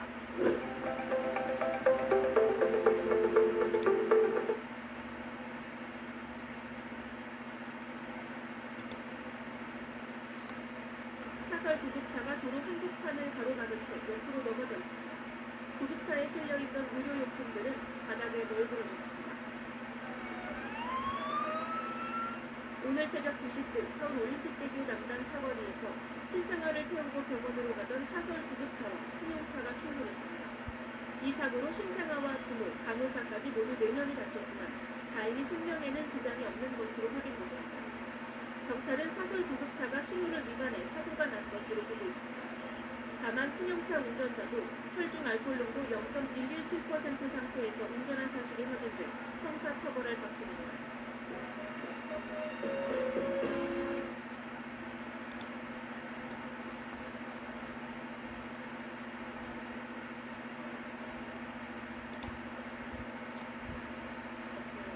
YTN은 지난해 9월과 10월 사설 구급차 업체들이 법정 기준을 훌쩍 넘어선 이송 요금을 현금이나 개인 계좌로 받는 실태를 보도했습니다. 피해자들은 보도가 나가기 전까지 자신이 바가지 요금을 냈다는 사실조차 모르고 있었습니다. 몰랐죠. 그걸 어떻게 알아요? 70을 달라고 하니까 농촌에서 갑자기 70이 어디서 나와요? 그거는 정확히 해가 매진을 시켜줬어요. 이송 요금을 카드 결제가 아닌 현금이나 개인 계좌로 달라고 유도하면서 탈세 의혹도 제기됐습니다. 국세청 조사 결과 지난 2019년 기준 구급차 한 대로 벌어들인 매출이 한 달에 20만 원도 안 되는 거로 된다 논란은 더욱 커졌습니다. YTN 보도 이후 보건복지부와 기획재정부가 앰뷸런스 이송업을 현금 영수증 발급 의무 업종으로 등록하는 법안을 추진하고 나섰습니다. 이송 요금을 현금이나 계좌로 받을 때 반드시 현금 영수증을 발행하도록 해 탈세를 막는다는 취지입니다. 부처 간 협의를 거쳐 올해 소득세법 시행규칙에 반영할 계획인데 이르면 3월부터 시행에 들어갈 거로 보입니다. 지자체가 3년 동안 보관하는 구급차 운행기록 대작을 전산화하기 위한 입법도 추진되고 있습니다. 출발지와 도착지가 전산에 입력되면 이송거리에 따른 정확한 요금을 산출할 수 있을 거로 기대됩니다. 이것이 다 이제 수비로 쓰는 거다 보니까 이것도 그런 조목보고식으로 이제 축소되거나 혹은 과장되거나 충분히 그럴 수 있는 여지가 좀 있는 거죠. 출동 처치 기록을 전산화시키고 그다음에 운행 기록을 반드시 제출하게끔 의무화하는 거 강하게 좀 추진하고 있습니다. 잊을만 하면 반복되는 사설 구급차 운용 논란, 각종 탈법 행위를 차단하는 입법으로 응급 환자를 울리는 폐단이 사라질지 주목됩니다. YTN 홍보입니다.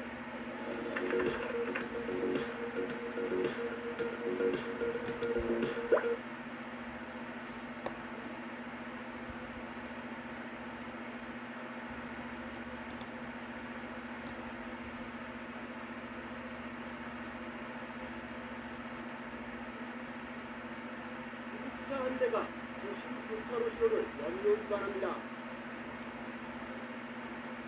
고속도로에 올라탄 구급차 자연스럽게 뛰어들어 들어갑니다. 운전자도 차에서 내려 내리를 부립니다.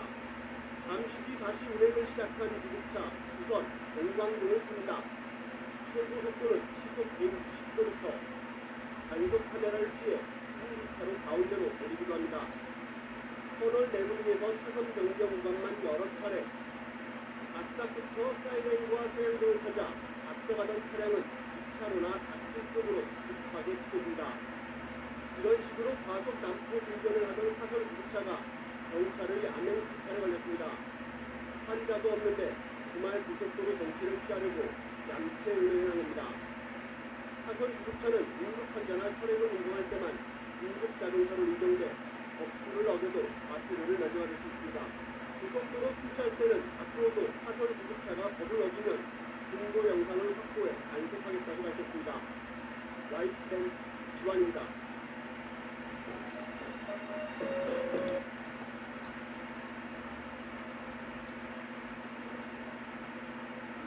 얼마 전 응급 환자가 탄 사설 구급차를 가로막은 택시기사를 두고 국민적 분분이 일었죠. 환자를 풀지도 않고 사이렌을 울리며 달리는 일부 가짜 구급차들 때문에 운전자들의 부실이 커지다 보니 진짜로 택시가 바쁜 응급환자들이 위협을 받고 있는 겁니다. 김명훈 기자가 전해주셨습니다. 구급차가 사이렌을 울리며 도로를 달립니다.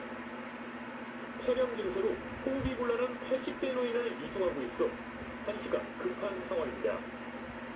그런데 외제차 한 대가 앞을 가로막습니다. 경적을 울리고 추월을 시도해보지만 아예 차선까지 바꿔 진로를 방해합니다. 심지어 한 운전자는 차에서 내려 욕설까지 퍼붓습니다.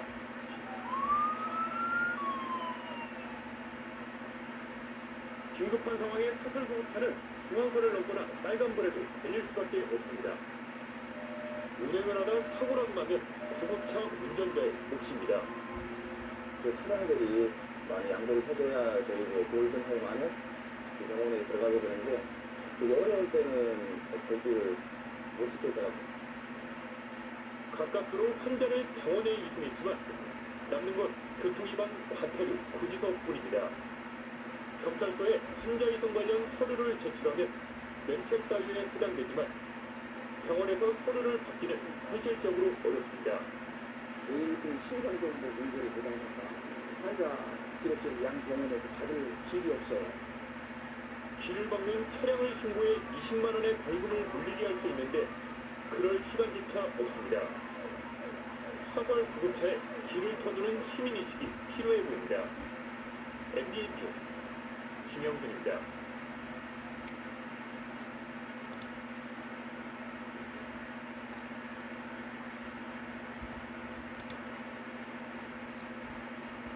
지난해 말 경남 김해 한 사설구급대 대표는 12시간 동안 직원을 폭행해 숨지게 했습니다. 임금체불 등 11건의 노동관계법 위반도 함께 드러났습니다. 오늘 검찰이 대표에게 징역 30년을 구형했습니다. 진짜 너무 건강한 사람이었는데 실을 갔다가 요번에 뇌출혈로 돌아가셨습니다. 오빠만 죽인 게 아니라 저희 아버지까지. 최근 울산에선 사설구급차 기사가 코로나 검사를 위해 이송 중인 발달장애인을 성추행한 혐의로 구속됐습니다. 응급환자가 탄 사설구급차를 택시기사가 일부러 사고로 낸 뒤 가로막은 일도 있었습니다. 응급구조사가 같이 안 탔다는 점을 노려 돈을 요구하려 했던 겁니다. 핸드폰을 꺼내더니 동영상 촬영을 하더래요. 어머니 얼굴도 찍고 다 찍었다는 거예요. 사설구급차에선 제대로 된 응급조치도 기대할 수 없습니다. 심정진자인지 자기 판단할 자신이 없다, 모르겠다, 울고 있고 가보면 심정지고 심폐소생술하고 죽고 뭐 이런 과정이 이어지는데 인력, 장비, 시설 이런 게 뭐 너무 부족한 거죠. 이런 상황에서 응급구조사협회와 종사자들이 스스로 반성하겠다며 거리로 나섰습니다. 사람 잡는 사설구급차 이제 사람 살리고 싶다. 그리고 제도 개선을 요구했습니다. 30년째 거의 그대로인 낮은 요금과 허술한 법 제도를 고쳐달라는 겁니다. 정부가 허가만 줬지 방치하는 거죠. 미국처럼 환자 상태에 따라 사설구급차의 등급을 나누고 요금도 건강보험의 혜택을 받게 해야 한다는 지적이 나옵니다. JTBC 배승주입니다.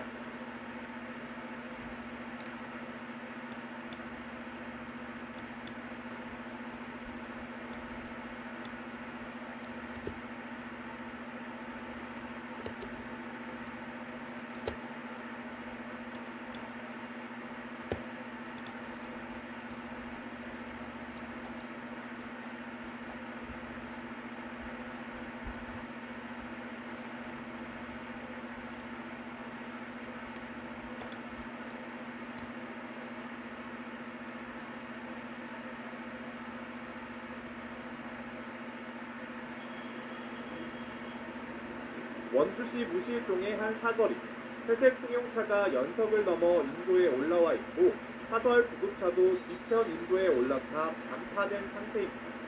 사고 충격의 여파로 표지판이 뽑혀나갔고 소화전 보호대도 완전히 부서졌습니다.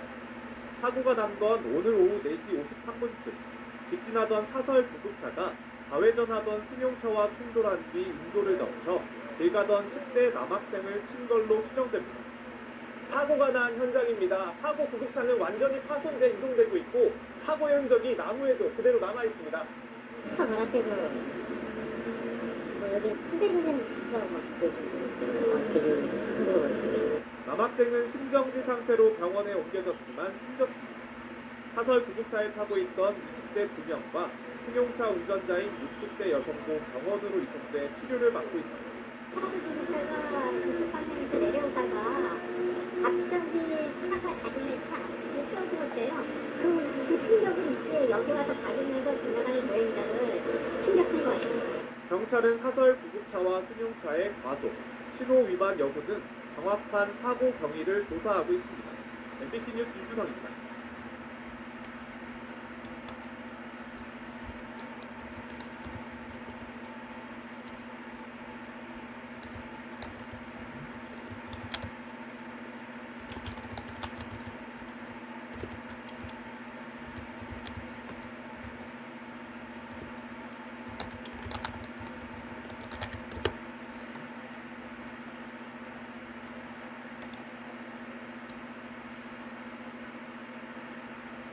교차로에 차들이 꿈쩍도 하지 않습니다.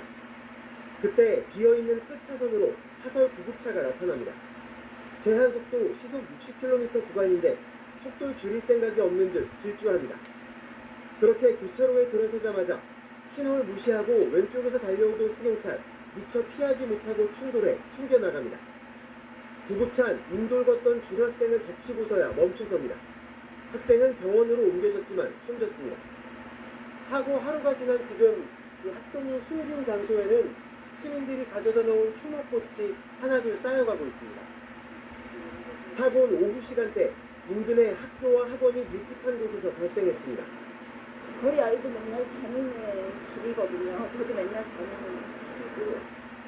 20대 남성이 몰던 구급차는 신호를 기다리던 차들을 피해 직진이 금지된 우회전 전용 차선으로 달렸습니다. 구급차에 환자는 없었습니다. 경찰은 구급차와 승용차 운전자를 교통사고 처리 특례법 위반 혐의로 입건했는데 아직 조사는 이루어지지 않았습니다. 그분들 아직까지 못 불렀죠. 병원에 입원해 있으니까요. 승용차 운전자는 크게 다쳤지만 구급차 운전자는 무릎에 찰과상 정도 입은 걸로 전해집니다. 구급차 업체 측은 당시 전원 요청을 받고 환자를 태우러 가던 중 승용차가 신호를 어겨 사고가 났다는 입장입니다. 경찰은 차량 사고 기록 장치 등을 분석해 정확한 사고 원인을 파악할 계획입니다. JTBC 조승현입니다.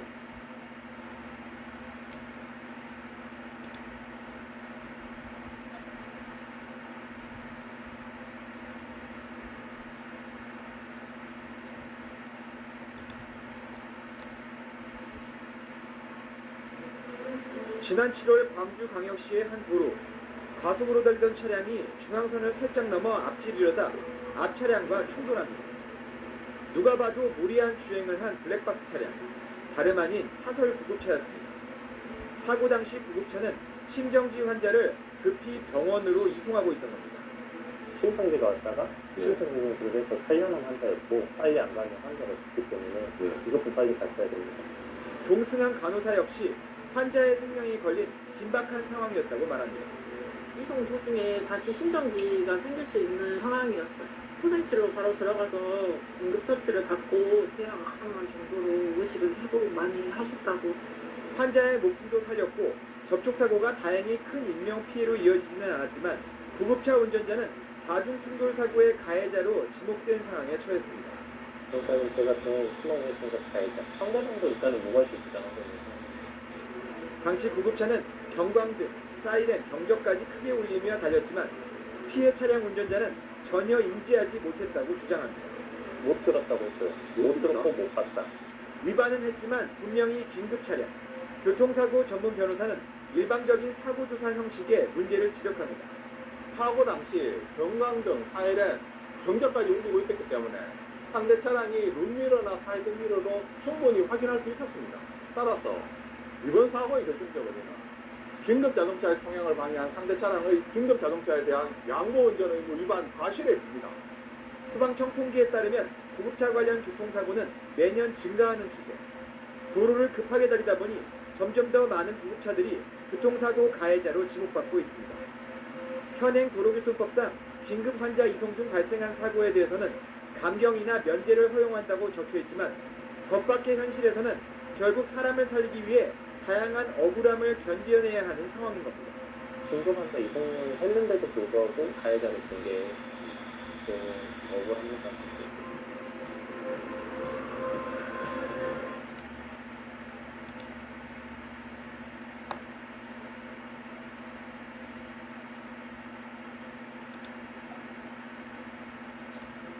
지난해 말 경남 김해 한 사설구급대 대표는 12시간 동안 직원을 폭행해 숨지게 했습니다. 임금체불 등 11건의 노동관계법 위반도 함께 드러났습니다. 오늘 검찰이 대표에게 징역 30년을 구형했습니다. 진짜 너무 건강한 사람이었는데 시름시름 왔다가 이분이 뇌출혈로 돌아가셨습니다. 오빠만 죽인 게 아니라 저희 아버지까지. 최근 울산에선 사설구급차 기사가 코로나 검사를 위해 이송 중인 발달 장애인을 성추행한 혐의로 구속됐습니다. 응급 환자가 탄 사설구급차를 택시기사가 일부러 사고로 낸 뒤 가로막은 일도 있었습니다. 응급구조사가 같이 안 탔다는 점을 노려 돈을 요구하려 했던 겁니다. 핸드폰을 꺼내더니 동영상 촬영을 하더래요. 어머니 얼굴도 찍고 다 찍었다는 거예요. 사설구급차에선 제대로 된 응급조치도 기대할 수 없습니다.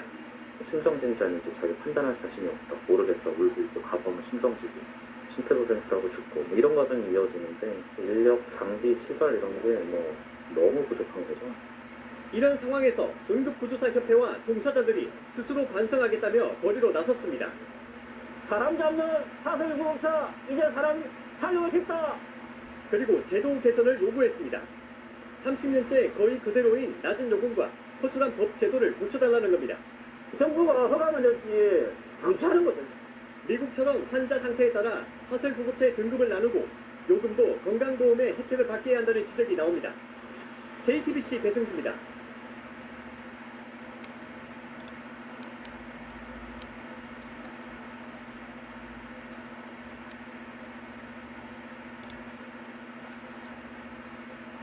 도심 8차선 도로에서 사설 구급차와 승용차가 충돌하는 사고도 있었습니다. 구급차가 인도 쪽으로 튕겨져 나가는데 길을 가던 중학생이 이 차에 치여 숨졌습니다. 김영훈 기자입니다. 사설구급차 한 대가 도로를 벗어나 인도 옆 나무를 들이받았습니다. 앞부분이 형체를 알아보기 힘들 정도로 찌그러졌습니다. 또 다른 쪽에는 승용차 한 대가 가로수에 막혀 멈춰서 있습니다. 이 사고의 충격으로 곳곳에 자동차 파편들이 나뒹굴고 있습니다. 사고가 난 건 어제 오후 5시쯤 강원도 원주시 도심의 왕복 8차선 도로에서 사설구급차와 승용차가 충돌했습니다. 여기에 앰뷸런스가 여기에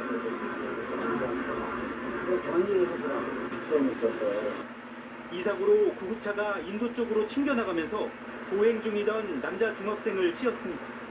남학생은 병원으로 긴급 이송됐지만 숨졌습니다. 바로 차 갖고 앞에서 막 심폐소생술 하고 있어요. 있어가지고 막 심폐소생술 하고 그래야겠어요. 또 구급차와 승용차에 타고 있던 61살 김모 씨 등 3명도 다쳤습니다. 경찰은 신호 위반으로 사고가 난 것으로 보고 인근 CCTV와 차량 블랙박스를 수거해 사고를 일으킨 차량을 확인한 뒤 정확한 사고 경위를 조사할 예정입니다. KBS 뉴스 김영준입니다.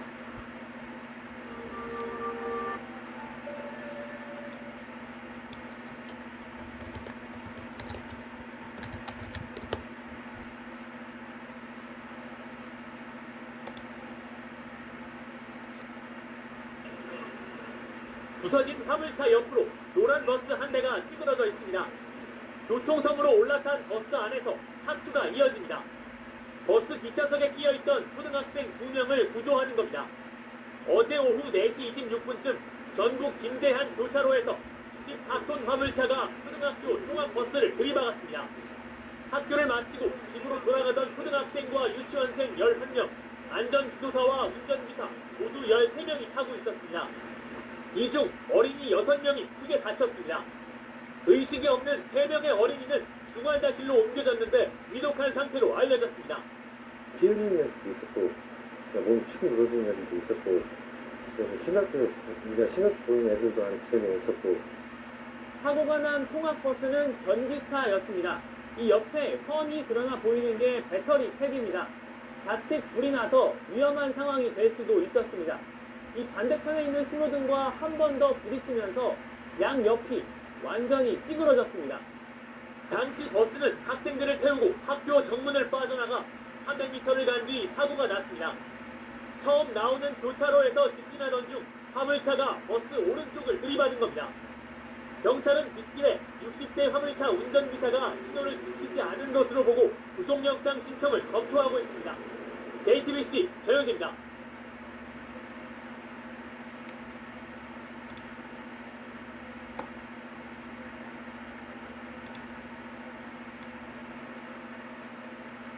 서울 강서구 염창동의 한 도로, 마을버스 한 대가 중심을 잃은 채 흔들리더니 길가에 정차해 있던 택시를 들이받고 그대로 전진합니다.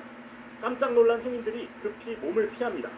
오늘 오후 5시 반쯤 서울 강서구 염창역 인근에서 마을버스 한 대가 중앙선을 넘나들며 택시와 푸드트럭 등 차량 5대를 잇따라 들이받았습니다. 마을버스는 인도로 돌진한 뒤 아파트 담장 가드레일을 들이받은 뒤에야 가까스로 멈춰섰습니다. 사고 현장은 처참했습니다. 버스에 들이받친 택시는 폭격을 맞은 듯 완전히 찌그러졌고 또 다른 트럭 역시 반쯤 주저앉았습니다. 현장은 한편으로 아수라장이 됐습니다. 사고가 난 곳이 아파트 출입구인데다 퇴근과 학교 시간이 겹쳐 사람들이 한참 많이 지나다니던 시간대라 하마터면 대형 인명피해로 이어질 뻔했습니다. 대문이 열려가지고 보니까 이제 여기 택시가 하나 서 있었고 수대차가 있고 그런데 떡 소리가 나더라고요. 사고 당시 버스 안에는 임산부 1명을 포함해 모두 18명이 타고 있었습니다. 또 다른 사고 차량에 타고 있던 5명과 보행자 1명까지 모두 24명이 부상을 입어 4명이 병원으로 옮겨졌지만 크게 다친 사람은 없었습니다. 60대 남성 버스기사는 사고 직후 경찰에 급발진을 주장한 것으로 파악됐습니다. 경찰은 차량 블랙박스와 주변 CCTV 등을 토대로 사고 경위를 조사하고 있습니다. MBC 뉴스 송정훈입니다.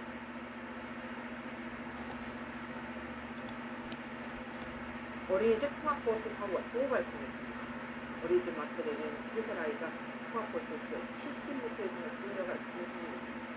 그 자리에 무소속 학생과 4명, 어른이 있었습니다. 어린이집 통학버스 한 대가 골목길을 따라 오르막길을 달립니다. 잠시 후 버스가 지나간 쪽을 향해 한 여성이 급히 뛰어갑니다. 얼마 지나지 않아 구급차와 순찰차가 도착합니다.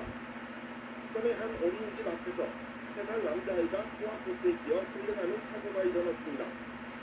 국민들은 피해를 받고 차를 시야했어. 주민들은 위기를 불러라. 얼마나 고통스러워. 3살 아이는 통학차가 일찍 뛰어 저 아래 어린이집에서 이곳까지 70여 미터를 끌려왔습니다. 3살 아이는 머리 등을 크게 다쳐 병원으로 옮겨졌습니다. 이날 사고는 통학버스에서 아이들이 모두 내린 뒤 일어났습니다. 어린이집 앞에 통학버스에서 내린 인솔교사와 다른 선생님들이 나와 있었지만 누구도 차에서 내린 한 아이가 차에 끼인 사실을 알아채지 못했습니다. 인솔교사 한 명 있고 그다음에 명의 선생님이 있고 있었어요. 교사가 저 여러 명이 같이 받고 하고 가볍게 가부 쪽에 교사 쪽으로 좀 들려서 내렸다고. 경찰은 60대 통학버스 운전기사와 어린이집 교사 등 관계자들을 상대로 구체적인 사고 경위를 조사하고 있습니다. MBN 뉴스 안진우입니다.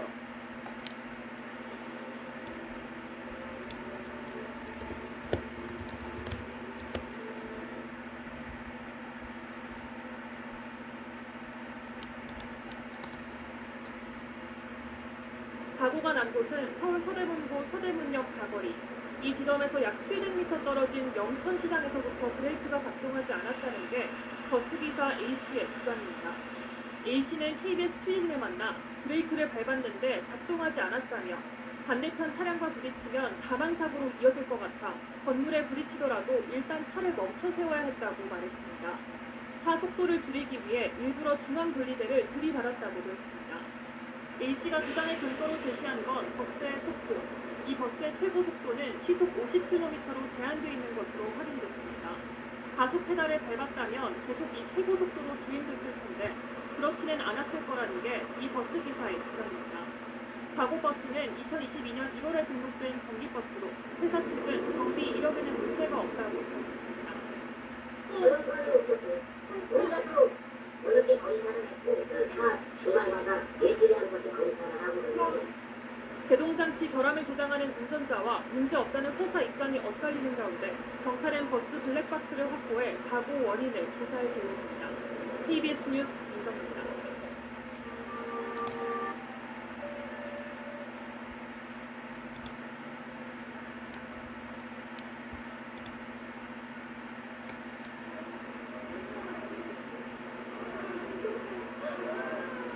마을버스를 들기 위해 구호에 맞춰 안간힘을 쓰는 시민들.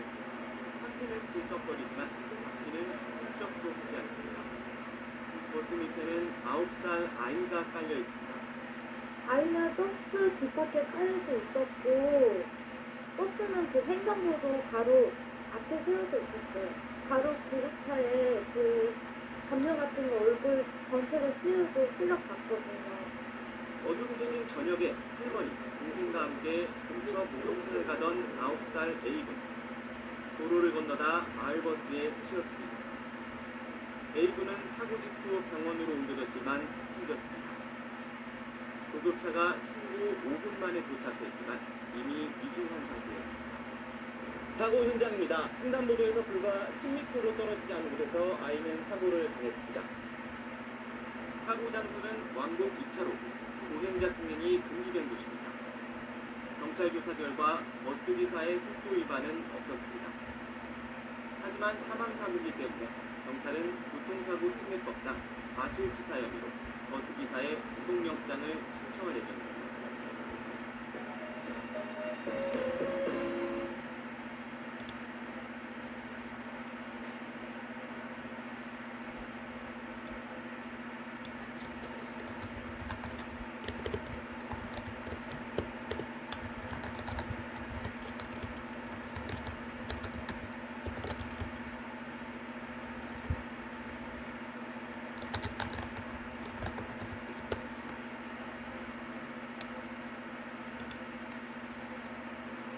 손석희 JTBC 스튜디오 총괄 사장이 언론계에서 가장 영향력 있는 인물로 꼽혔습니다. 시사저널이 국내 오피니언 리더 1000명을 대상으로 조사한 결과 손석희 사장이 31.2%로 1위를 차지한 겁니다. 손 사장은 시사저널 설문조사에서 17년 연속 1위를 기록하게 됐습니다.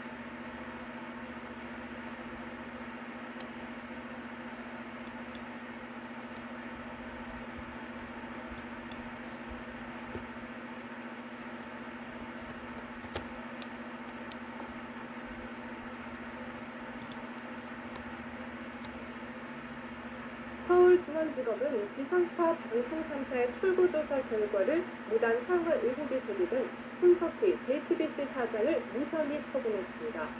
또 손 사장과 함께 피소된 JTBC 공동대표이사 보도총괄자 취재 부국장 등도 혐의가 없는 것으로 판단했습니다. 검찰은 그러나 JTBC가 출구조사 결과를 무단 상환 혐의 자체는 인정된다고 봐 해당 법인을 기소하고 당시 선거방송 팀장이던 PD 김모 씨와 팀원이던 기자 이모 씨도 불구속 기소했습니다. 지상파 방송 3사는 앞서 지난해 8월 JTBC가 2014년 6.4 지방선거에서 출구조사 결과를 무단으로 사용해 영업비밀을 침해했다며 손 사장을 비롯한 JTBC 관계자 등을 고소했습니다.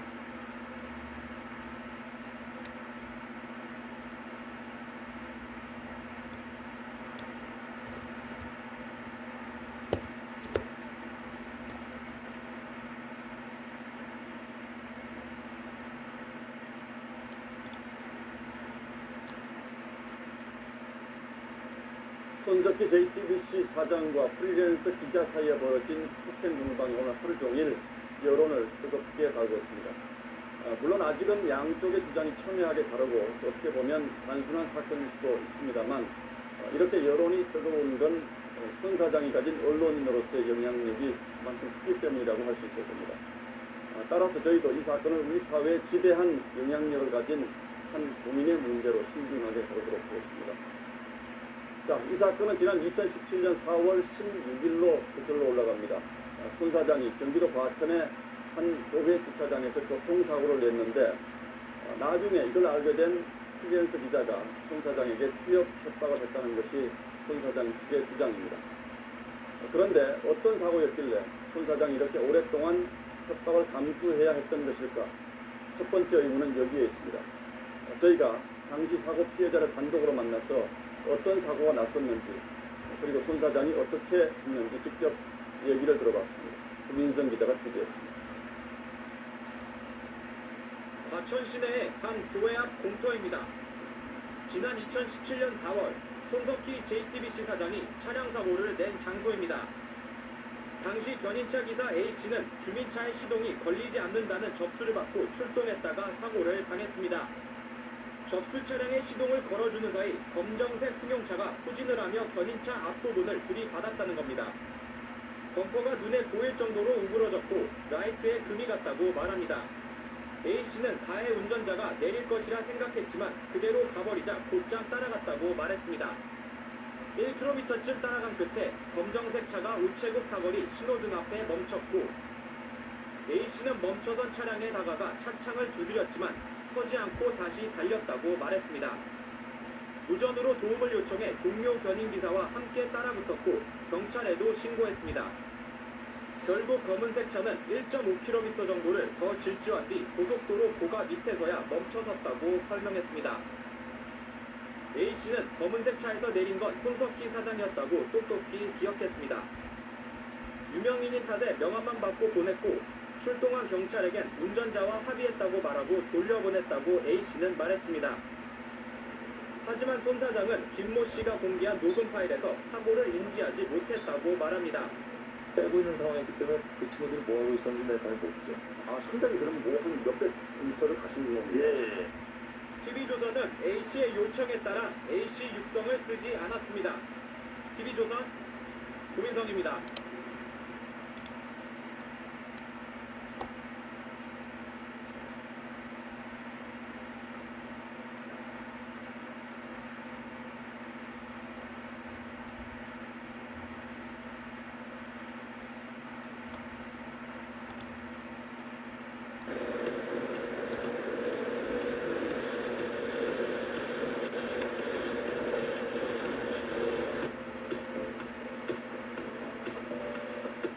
출구 조사 결과를 무단 사용한 거에 대해서 인정하십니까?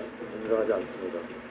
취지를 명확하게 부탁드리겠습니다. 이게 사전에 출구 조사 결과를 입수했는데 제작한 게 문제였다는 건지 아니면 아니요, 그 내용은 제가 안에서 다 얘기한 거고요. 다른 질문을 해주시죠. 이게 물리적으로 그렇게 빠른 시간에 제작하는 게 가능하다고 보시는 게 그걸 누구나 잘 아시는 겁니까? 그 내용은 안에서 다 얘기했습니다. 네. 구체적인 자료 입수 과정에서 위법성이 없었다는 게 공식 입장인데 근거 같은 게 뭔지 그건 저희들의 기본적인 입장이고요. 그 내용도 안에서 다 얘기했습니다. 나중에 다 알려지겠죠. 네. 이게 법률적인 차원을 떠나서 이런 식으로 보도하는 게 언론 윤리에 맞다고 보시는데요? 그 내용도 안에서 다 얘기했습니다.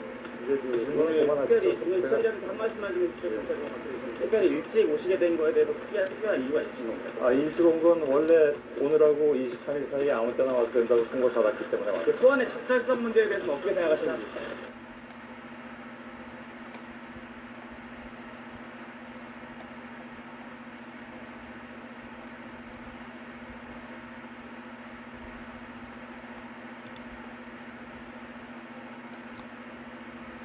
경찰이 폭행 혐의 등과 관련해 손석희 JTBC 사장을 설 연휴 이후에 조사할 예정이라고 밝혔습니다. 또 손 사장과 견인차 기사 간 통화 녹취가 공개되며 공승장문하고 이어졌습니다. 김지수 기자입니다. 지난 2017년 4월 손석희 JTBC 사장은 과천의 한 교회 주차장에서 차량 접촉 사고를 냈습니다. 당시 사고를 당한 견인차 기사 A씨가 손 사장과의 통화 내용을 언론에 공개했습니다. 손 사장은 통화에서 A씨에게 당시 사건으로 프리랜서 기자 김모 씨에게 협박을 당하고 있다고 말합니다. A씨가 당시 차에 동승자가 타고 있다는 이야기를 했다는 게 이유라며 사실이 아니란 것을 재차 확인했습니다. 이에 A씨는 정확히 기억은 안 나지만 누군가 내리는 것을 봤다고 답하며 봤다 아니다를 놓고 몇 차례 말이 오갑니다. A씨는 손 사장의 차량이 서고 직후부터 계속 달렸고 이후 신호에 걸려 차 트렁크를 두드렸지만 무시하고 출발했다고 말합니다. 통화가 이뤄진 시점은 프리랜서 기자 김 씨가 손 사장을 폭행 혐의로 신고했다고 폭로하기 하루 전인 지난 23일. 김 씨는 오늘 손 사장이 폭행 사실을 인정하고 사과하면 모든 것을 용서하겠다며 본인에 대한 공갈 협박 등의 고소도 유도를 묻지 않겠다고 입장문을 냈습니다.